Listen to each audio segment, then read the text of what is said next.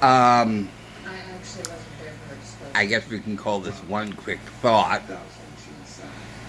It is simply amazing how people who either support or engaged in either illegal or immoral activities or ideas never are honest about that support or activity. And it started years ago when they used to watch Cops on Saturday night on Fox, and the police would pull over a car, and there are 3 kids in the car, 3 college kids, and there's pot all over the place. And the police separate each one. Say, is this your marijuana? They say, no, it's not mine, it's not mine. And each of the kids would say the same thing. No, it's not mine. If it's not yours, if you do not want to be associated with it, why didn't you put an objection up to the others? That would be very simple to do.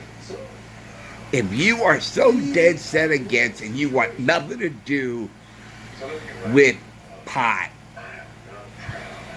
and you feel that way, and you watching the others smoking pot, you should put up a front and say, hey, wait a minute, that ain't cool. I want no part of this. I don't want to be associated with this.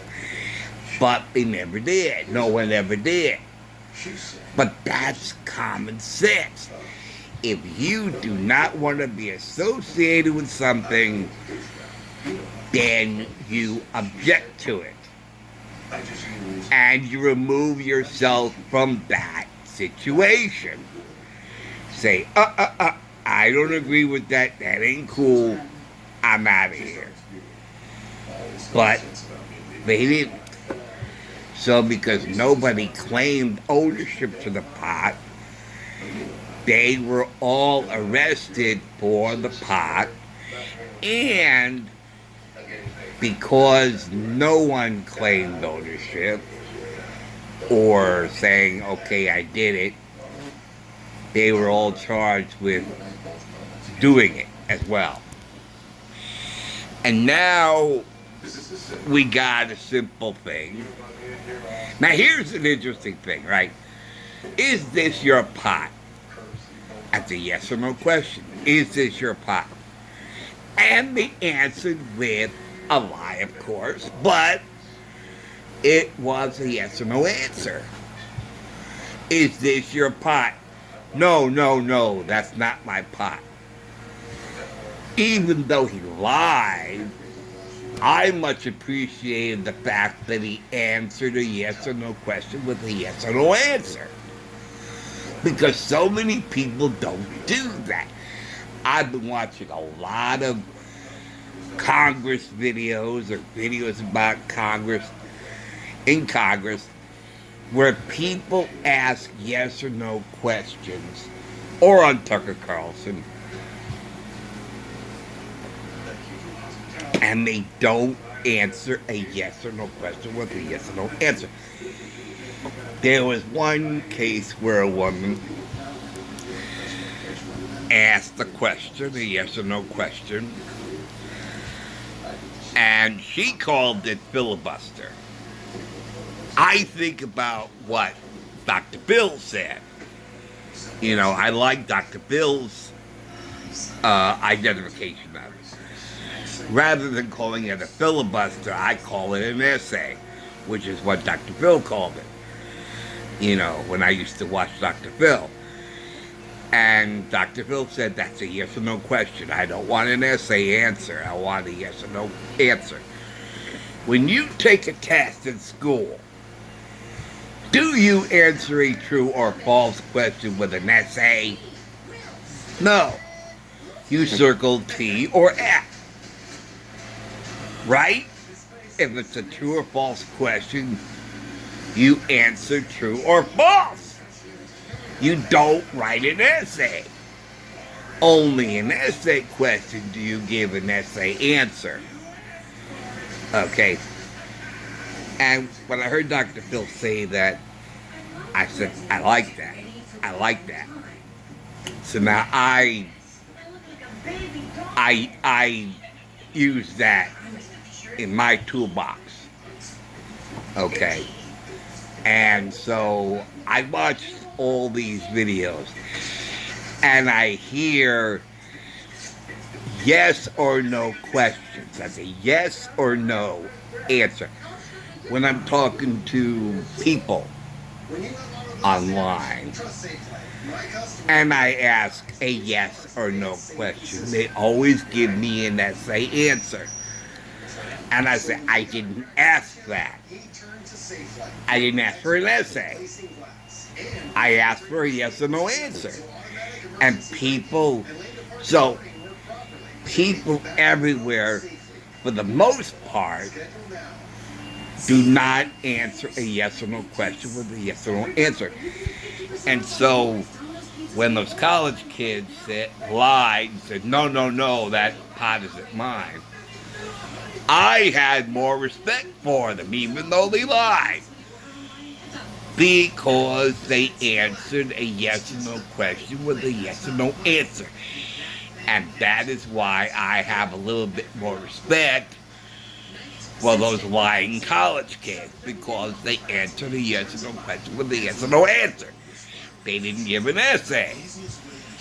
Well, when I'm doing that ain't what I have. That's not what I have. So now, the most recent example I just watched, where question was asked about when talking about pornography in school libraries, and she was asked, do you think it is considered censorship to ban Penthouse magazines from school libraries in elementary school? Now, that's a yes or no question. Do you believe? It's either yes, I believe, or no, I don't believe. Do you believe it's considered censorship? Yes, I believe in censorship. 5 and 6 and 7-year-olds should be able to read Penthouse magazine. And there are a lot of great pictures for them to look at. Oh, yes, I do believe. That's all we asked was a yes or no question and give a yes or no answer. But you see, they're not going to do that. Because otherwise they would say, no, I don't believe. Aha! You don't believe that. Then why are you doing it? If you do not believe that pornography does not belong in an elementary school library, then why are you permitting it? You see, we know the answer. We already know the answer, and we are asking them, do they believe? And what I found is, if it's anything illegal or immoral, they will not answer a yes or no question with a yes or no answer. So it seems that, I guess, they have a very bad... Oh, I had the thought and I just lost it. They don't have a good moral compass. Thank you. That's what I was trying to say. They do not have a good moral compass.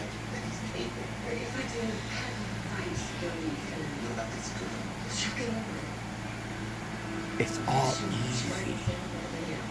It's all so easy. And these people just want to make it complicated. Ugh. Well, anyway, I just had to get that off my system. I watched that video. It's like, because it was a great question. It was a great question.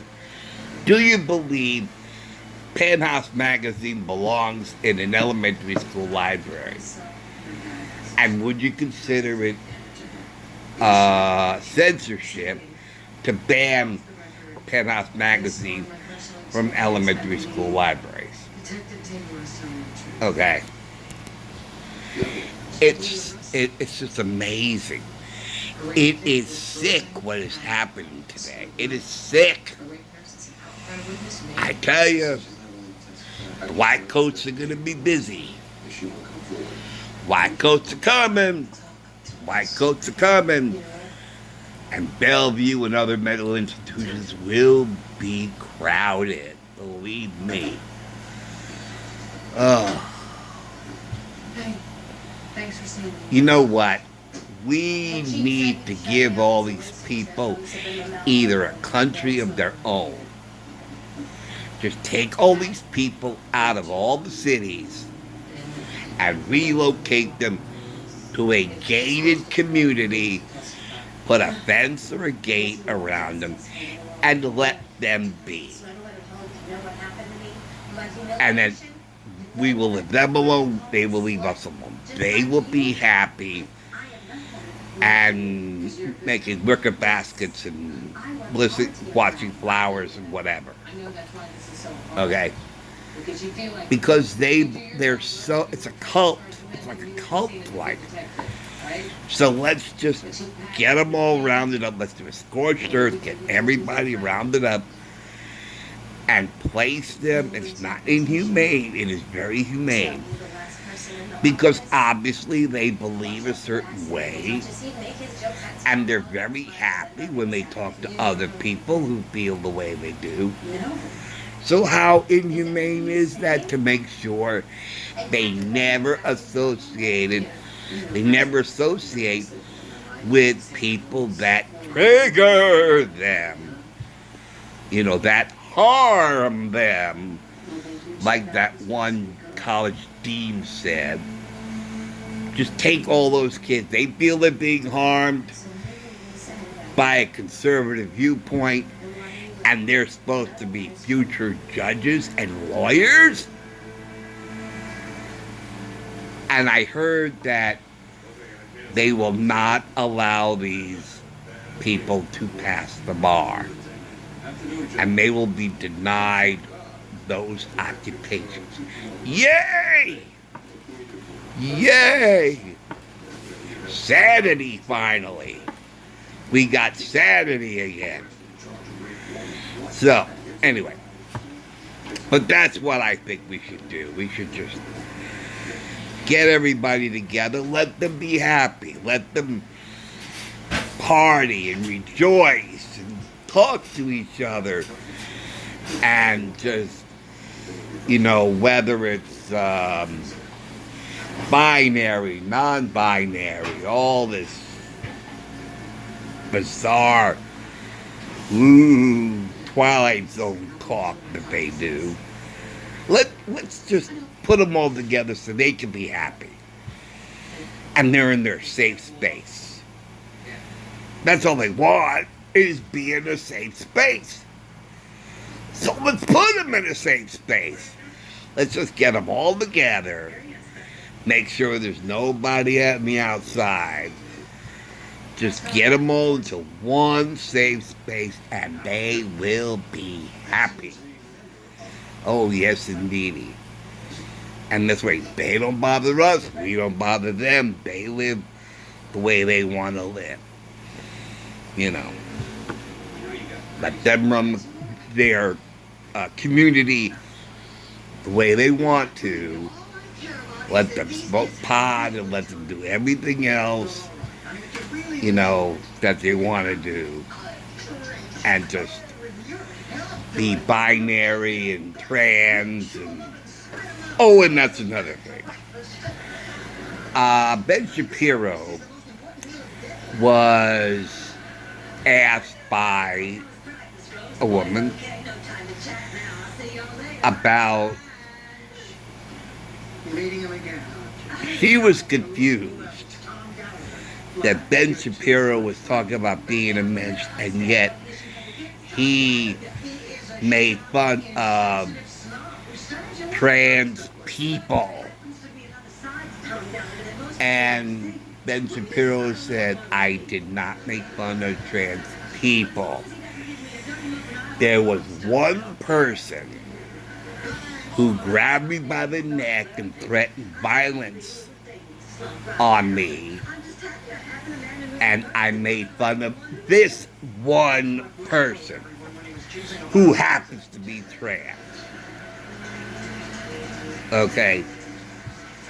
This person could be a regular person. I still would have done the same thing. The fact that this person was trans was completely and totally irrelevant in my reaction to it. Because grabbing somebody by the collar and threatening violence, that's wrong. Doesn't matter if he's white, black, she, he, it, whatever. The action is wrong. It's the action. It's not the person. It's the action. And she just couldn't get it. She couldn't get that. And do you think it's right,